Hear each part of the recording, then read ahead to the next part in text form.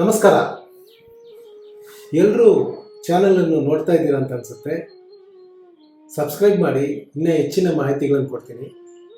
ಇವತ್ತು ಜ್ಯೋತಿಷದಲ್ಲಿ ಎಲ್ಲರಿಗೂ ಇರ್ತಕ್ಕಂಥ ಒಂದು ದೊಡ್ಡ ಸಮಸ್ಯೆ ಮೂಲಾ ನಕ್ಷತ್ರ, ಅದರ ಬಗ್ಗೆ ಮಾತಾಡೋದು.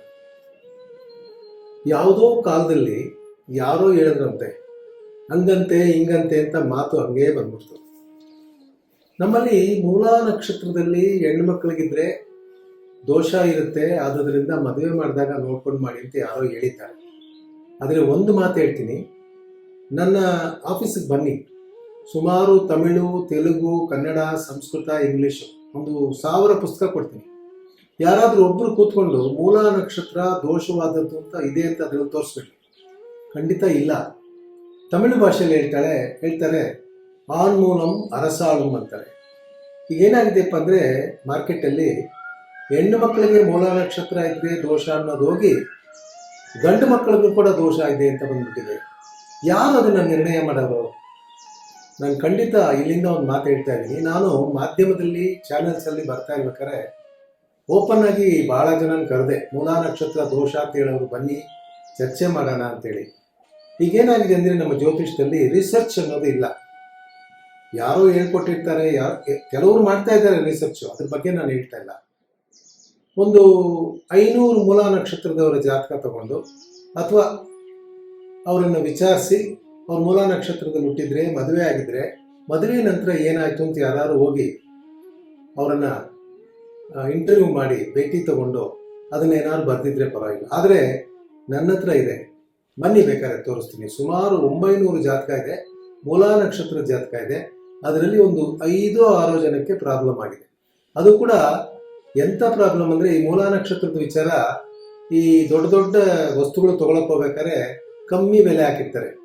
ಒಂದು 35 ಲಕ್ಷಕ್ಕೆ ಡಬಲ್ ಬೆಡ್ರೂಮ್ ಅಂತ ಹಾಕಿರ್ತಾರೆ, ಕೆಳಗಡೆ ಒಂದು ಸ್ಟಾರ್ ಹಾಕಿರ್ತಾರೆ, ಕಂಡೀಷನ್ಸ್ ಅಪ್ಲೈ ಅಂತ. ಆ ಥರ ಈ ಮೂಲಾ ನಕ್ಷತ್ರಕ್ಕೆ ಕೂಡ ಕಂಡೀಷನ್ಸ್ ಅಪ್ಲೈ ಅಂತಿದೆ. ಈ ಮೂಲಾ ನಕ್ಷತ್ರದಲ್ಲಿ ಹುಟ್ಟಿದವರಿಗೆ ಸಪ್ತಮ ಸ್ಥಾನ ಅಂತೀವಿ, 7ನೇ ಮನೆ, ಅಲ್ಲಿ ತೊಂದರೆಗಳಿರಬೇಕು. ಮನೆಯಲ್ಲಿ ಅದು ಒಂದೇ ಹುಡುಗಿಯಾಗಿರಬೇಕು. ಮದುವೆ ವಿಚಾರದಲ್ಲಿ ಅವಳಿಗೆ ನಡೆಯುವಂತಹ ಗ್ರಹಗತಿಗಳು ಚೆನ್ನಾಗಿಲ್ಲ ಅಂತ ಅನ್ನಿಸ್ಬೇಕು. ಈ ರೀತಿಯೆಲ್ಲ ನೋಡ್ಕೊಂಡು ಹೋದಾಗ 100 ಜನ ಮೂಲಾ ನಕ್ಷತ್ರದವ್ರು ಬಂದರೆ ಯಾವುದೋ ಒಬ್ಬರದು ಪ್ರಾಬ್ಲಮ್ ಬರುವಂತಹ ಚಾನ್ಸಸ್ ಇದೆ. ಮೂಲಾ ನಕ್ಷತ್ರದಲ್ಲಿ ಹುಟ್ಟಿದ್ರೆ ಮಾವ ಇರಬಾರ್ದು ಅಂತ ಹೇಳ್ಬಿಟ್ಟಿದ್ದಾರೆ. ಕೆಲವು ಉದಾಹರಣೆಗಳು ನಾನು ಹೇಳಿದ್ರೆ ನೀವು ನಂಬಲ್ಲ. ಮೂಲಾ ನಕ್ಷತ್ರದಲ್ಲಿ ಒಂದು ಹುಡುಗಿ ಇತ್ತು, ಅವ್ರ ತಂದೆ, ಸರ್ ನನ್ನ ಮಗಳ ಮದುವೆ ಆಗುತ್ತೋ ಇಲ್ವೋ ಅಂದರು. ಇಲ್ಲ ಸರ್, ಖಂಡಿತ ಆಗುತ್ತೆ ಅಂತ ಹೇಳಿದ್ದೆ.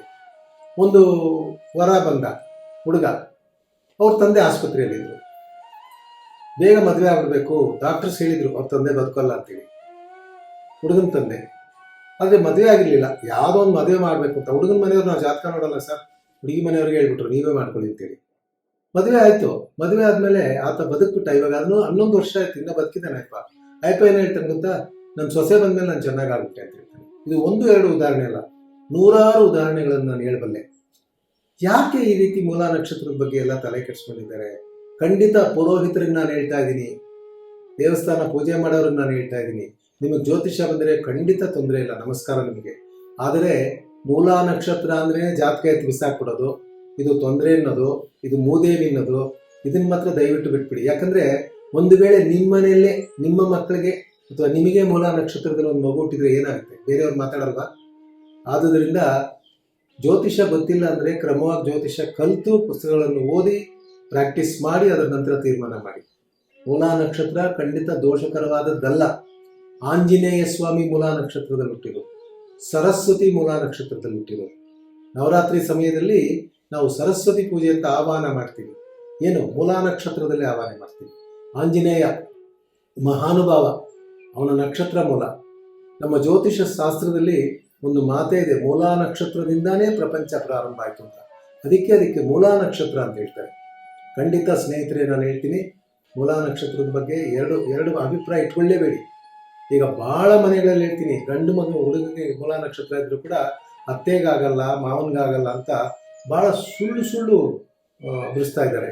ಇದು ಖಂಡಿತ ಒಳ್ಳೆಯದಿಲ್ಲ. ಇದು ಓಪನ್ ಚಾಲೆಂಜು. ಯಾರಿಗೆ? ಮೂಲಾ ನಕ್ಷತ್ರವನ್ನು ಚೆನ್ನಾಗಿಲ್ಲ ಅಂತ ಹೇಳೋರಿಗೆ. ಯಾವತ್ತಾದರೂ ಬನ್ನಿ, ಎಲ್ಲಾದರೂ ಬನ್ನಿ, ನಾನು ಕರೀರಿ, ನಾನು ಬರ್ತೀನಿ, ಚರ್ಚೆ ಮಾಡೋಣ. ನಾನು ತೋರಿಸ್ತೀನಿ. ಸುಮಾರು ಒಂದು 800-900 ಜಾತಕ ತೋರಿಸ್ತೀನಿ, ಫೋನ್ ನಂಬರ್ ಸಮೇತ ಕೊಡ್ತೀನಿ, ಅವ್ರ ಹತ್ರ ಹೋಗಿ ಮಾತಾಡ್ಕೊಂಬನ್ನಿ. ಬರೀ ಗುಣ ಕೂಟ ನೋಡಿ ಮದುವೆ ಮಾಡೋದಲ್ಲ. 28 ಬಂದ್ಬಿಡ್ತು, 26 ಬಂದ್ಬಿಡ್ತು ಅಂತ ಮುಂದಕ್ಕೆ ಕಾರ್ಯಕ್ರಮ ಬರುತ್ತೆ. ಮ್ಯಾಚಿಂಗ್ ಹೆಂಗ್ ಮಾಡಬೇಕು, ಯಾಕೆ ಮಾಡಬೇಕು ಅಂತ ಅದನ್ನು ಹೇಳ್ತೀನಿ. ಈ 16, 26 ಮಾರ್ಕ್ 36 ಮಾರ್ಕ್ ಬಂದ್ಬಿಟ್ರೆ ಮದುವೆ ಮಾಡ್ಬಿಡಿ ಅಂತ ಹೇಳೋದು, ನಾಮ ನಕ್ಷತ್ರಕ್ಕೆ ಮದುವೆ ಮಾಡ್ಬಿಡಿ ಅಂತ ಹೇಳೋದು. ನಾಮ ನಕ್ಷತ್ರ ಹೌದು, ನೀವು ಕೇಳ್ಬೋದು, ಈಗ ನಮಗೆ ಜಾತಕ ಇಲ್ಲ ಸರ್, ನಕ್ಷತ್ರ ಇಲ್ಲ ಸರ್, ನಾವು ಹೆಂಗ್ ಸರ್ ಮದುವೆ ಮಾಡ್ಕೊಳ್ಳೋದು ಅಂತೇಳಿ. ಅಂತಹ ಸಮಯದಲ್ಲಿ ನೀವು ಬಂದಿರತಕ್ಕಂಥ ಸಮಯನ ತಗೊಂಡು ನಿಮ್ಮ ಚಾಮುದ್ರಿಕಾ ಲಕ್ಷಣ ಅಂತ ಹೇಳ್ತೀವಿ. ಹುಡುಗ ಹಿಂಗಿದ್ರೆ ಹುಡುಗಿ ಹಿಂಗಿದ್ರೆ ಅಂತೇಳಿ. ಅಂದರೆ ಹುಡುಗಿರಲ್ಲಿ ಪದ್ಮಿನಿ, ಮೋಹಿನಿ, ಕಾಮಿನಿ ಅಂತ ಇರ್ತಾರೆ. ಹುಡುಗರಲ್ಲಿ ಅದೇ ರೀತಿ ವರ್ಗಾವಣೆಗಳಿದೆ. ಗಂಧರ್ವಂ ಗರ್ಭ ನಿಶ್ಚಿತಂ ಗುರುದೈವ ನೇಮನಂ ಅಂತಾರೆ. ಹಿಂದಿನ ಕಾಲದಲ್ಲಿ ಸಂಬಂಧಗಳಲ್ಲೇ ಮದುವೆ ಆಗ್ತಾ ಇದ್ದಾಗ ಕೂಡ ನಕ್ಷತ್ರ ಫಲಗಳು, ಜಾತಕ ಫಲಗಳನ್ನೆಲ್ಲ ನೋಡ್ತಾ ಇದ್ರು. ಅವಾಗ ಏನು ಮಾಡ್ತಾ ಇದ್ರು, ಹೆಣ್ಮಕ್ಳು ಬಹಳ ವಿಶೇಷವಾಗಿ ಮನೆಯಲ್ಲಿ ಮಕ್ಕಳನ್ನೆತ್ತಿ ಅವ್ರಿಗೆ ಚೆನ್ನಾಗಿ ಬೆಳೆಸಿ ಓದಿಸಿ ಮಾಡ್ತಾ ಇದ್ರು. ಗಂಡು ಮಕ್ಕಳು ಹೋಗಿ ಹೊರಗಡೆಯಿಂದ ಸಂಪಾದನೆ ಮಾಡ್ಕೊಂಡು ಬರ್ತಾ ಇದ್ರು. ಈಗಿನ ಕಾಲದಲ್ಲಿ ಎಲ್ರಿಗೂ ಎಲ್ಲ ಸಮ ಅಂತ ಆಗಿರೋ ಸಂದರ್ಭದಲ್ಲಿ ಇಂಥ ವಿಚಾರಗಳಲ್ಲಿ ನಾವು ಸ್ವಲ್ಪ ಗಮನ ಕೊಡಬೇಕಾಗಿದೆ. ಆದುದರಿಂದ ಓಪನ್ ಆಗಿ ಹೇಳ್ತೀನಿ ಇವರೇ, ಮೂಲಾ ನಕ್ಷತ್ರದ ಬಗ್ಗೆ ತಲೆ ಕೆಡಿಸ್ಕೋಬೇಡಿ. ಅದು ಕೆಟ್ಟ ನಕ್ಷತ್ರ ಅಲ್ಲ. ನಿಮ್ಮ ಮನೆಗಳಲ್ಲೇ ನೋಡಿ, ನಿಮಗೆ ಯಾರಿಗಾರು ಮೂಲಾ ನಕ್ಷತ್ರದಲ್ಲಿ ಒಂದು ಹೆಣ್ಮಗು ಇದ್ರೆ ಅದು ಹುಟ್ಟಿದ ಮೇಲೆ ನೀವು ಚೆನ್ನಾಗಿರ್ತೀರ. ಅದು ಹುಟ್ಟಿದ ಮೇಲೆ 4 ಕಾಸು ನೋಡಿರ್ತೀರ. ಆ ಮಗುನು ಚೆನ್ನಾಗಿ ಓದಿರುತ್ತೆ. ದಯವಿಟ್ಟು ಯಾವುದೇ ನಕ್ಷತ್ರ ಕೆಟ್ಟ ನಕ್ಷತ್ರ ಅಲ್ಲ. ಒಂದು ನಕ್ಷತ್ರಕ್ಕೂ ಇರುವಂಥ ಗುಣ ಇನ್ನೊಂದು ನಕ್ಷತ್ರಕ್ಕೆ ಇರುವಂಥ ಗುಣಕ್ಕೆ ಹೊಂದಾಣಿಕೆ ಆಗದೆ ಹೋಗ್ಬೋದು. ಆದರೆ ಈ ನಕ್ಷತ್ರನೇ ಸರಿ ಇಲ್ಲ, ರಾಹುನೇ ಸರಿ ಇಲ್ಲ, ಶನಿನೇ ಸರಿ ಇಲ್ಲ ಅಂತ ಹೇಳೋರ ಹತ್ರ ದಯವಿಟ್ಟು ಹೋಗ್ಬೇಡಿ. ಖಂಡಿತ ನನ್ನ ಹತ್ರನೇ ಬನ್ನಿ ಅಂತ ನಾನು ಹೇಳ್ತಾ ಇಲ್ಲ. ಯಾರಾದರೂ ಒಳ್ಳೆ ವಿದ್ವಾಂಸರು, ಜ್ಯೋತಿಷವನ್ನು ಕ್ರಮವಾಗಿ ಕಲ್ತಿರ್ತಕ್ಕಂಥವ್ರು, ಅಂಥವ್ರ ಹತ್ರ ಹೋಗಿ ಕೇಳಿ. ಖಂಡಿತ ಹೇಳ್ತಾ ಇದ್ದೀನಿ ಇವರೇ, ಮೂಲಾ ನಕ್ಷತ್ರದಲ್ಲಿ ಯಾರು ಹುಟ್ಟಿದ್ರೆ ಖಂಡಿತ ಚಿಂತೆ ಮಾಡಬೇಡಿ. ಏನಾಗುತ್ತೆ, ನೀವು ಮೂಲಾ ನಕ್ಷತ್ರ ಬೇಡ ಬೇಡ ಬೇಡ ಅಂತ ಹೇಳಿದವ್ರಿಗೇ ತೊಂದರೆ ಬರೋದು. ಹೆಣ್ಮನೆಯವರು ನಕ್ಷತ್ರನ ಬದಲಾಯಿಸಿ ಕೊಟ್ಬಿಟ್ಟು ಮದುವೆ ಮಾಡ್ಬಿಡಕ್ಕಾಗಲ್ವಾ? ಅದು ಸುಲಭ ಅಲ್ವಾ? ಜ್ಯೋತಿಷರಿಗೆ ಯಾರೋ ಒಂದು ಡೇಟ್ ಆಫ್ ಬರ್ತ್ ಬೇರೆ ಕೊಟ್ಟರೆ ನಾವು ಅದನ್ನು ನೋಡ್ಬಿಟ್ಟು ಗುಣ, ಅವ್ರ ರೂಪ ಅದೆಲ್ಲ ನೋಡಬೇಕು. ಅದು ಮ್ಯಾಚಿಂಗ್ ಆಗಿಲ್ಲ ಅಂದರೆ ಹೇಳ್ಬೋದು.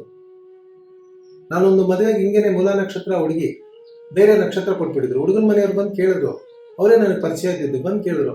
ನಾನು ಹೇಳಿದೆ, ಮಗು ಮೂಲಾ ನಕ್ಷತ್ರದಲ್ಲಿ ಹುಟ್ಟಿದೆ, ಅವ್ರು ಸ್ವಲ್ಪ ತಿದ್ದು ಕೊಟ್ಟಿದ್ದಾರೆ, ಕೇಳಿ ನೋಡಿ, ಅವ್ರು ತಿದ್ದು ಕೊಟ್ಟಿದ್ವಿ ಯಾವುದು ಅಂತ ಹೇಳಿದ್ರೆ ಮಾಡ್ಕೊಳ್ಳಿ ಅಂತ ಹೇಳಿದೆ. ಮಾಡ್ಕೊಂಡ್ರು, ಇವತ್ತು ಬಹಳ ಚೆನ್ನಾಗಿದ್ದಾರೆ. ಆದುದರಿಂದ ಹೇಳ್ತೀನಿ ಇವರೇ, ನಿಮಗೆ ಕಾನ್ಫಿಡೆನ್ಸ್ ನಿಮ್ಮ ಸಬ್ಜೆಕ್ಟ್ ಮೇಲಿದ್ರೆ ನೀವು ಅದನ್ನು ಸರಿಯಾಗಿ ವಿಶ್ಲೇಷಣೆ ಮಾಡಿ ಉತ್ತರ ಕೊಡ್ಬೋದು. ಮತ್ತೆ ಹೇಳ್ತಾ ಇದ್ದೀನಿ, ಮೂಲಾ ನಕ್ಷತ್ರ ವಿಶೇಷವಾದ ನಕ್ಷತ್ರ, ಅದರ ಬಗ್ಗೆ ಚಿಂತೆ ಮಾಡ್ಕೋಬೇಡಿ. ನಿಮ್ಮ ಮನೆಗಳಲ್ಲಿ ಯಾವ್ದಾದ್ರು ಮೂಲಾ ನಕ್ಷತ್ರ ಜಾತಕ ಬಂದರೆ ಬರೀ ನಕ್ಷತ್ರ ನೋಡಿ ಮದುವೆ ಮಾಡಬೇಡಿ, ಜಾತಕ ನೋಡಿ, ಮ್ಯಾಚಿಂಗ್ ನೋಡಿ, ಚೆನ್ನಾಗಿದ್ರೆ ಖಂಡಿತ ಮದುವೆ ಮಾಡಿ. ಯಾರೋ ಇಬ್ಬರು ಮದುವೆ ಮಾಡ್ಕೊಳ್ಳೋದು ನಾವು ಯಾಕೆ ಬೇಡ ಅಂತ ಹೇಳೋದು. ಆದರೆ ಎಲ್ಲರೂ ಚೆನ್ನಾಗಿರ್ಬೇಕು ಅನ್ನೋದೇ ಜ್ಯೋತಿಷದ ಪ್ರಧಾನವಾದಂತಹ ಒಂದು ವಿಚಾರ. ಆದುದರಿಂದ ಮೂಲಾ ನಕ್ಷತ್ರದ ಬಗ್ಗೆ ಅಟ್ಲೀಸ್ಟ್ ಇನ್ಮೇಲಾದರೂ ಈ ಟೆನ್ಷನನ್ನು ಕಮ್ಮಿ ಮಾಡ್ಕೊಳ್ಳಿ. ಒಂದು ವೇಳೆ ಮೂಲಾ ನಕ್ಷತ್ರದಲ್ಲಿ ನಮ್ಮ ಮನೇಲಿ ಮಾಡಿದ್ದೀರಿ, ತೊಂದರೆ ಆಗಿದೆ ಅಂದರೆ ನೀವು ಬನ್ನಿ, ಮಾತಾಡೋಣ, ಒಂದು ಎಪಿಸೋಡೇ ಮಾಡಿ ಬಿಡೋಣ, ನೋಡೋಣ ಜನ ಯಾವುದು ನೋಡ್ತಾರೆ ಅಂತ. ಮತ್ತೆ ಹೇಳ್ತಾ ಇದ್ದೀನಿ, ಮೂಲಾ ನಕ್ಷತ್ರ ವಿಶೇಷವಾದ ನಕ್ಷತ್ರ. ನಮಸ್ಕಾರ.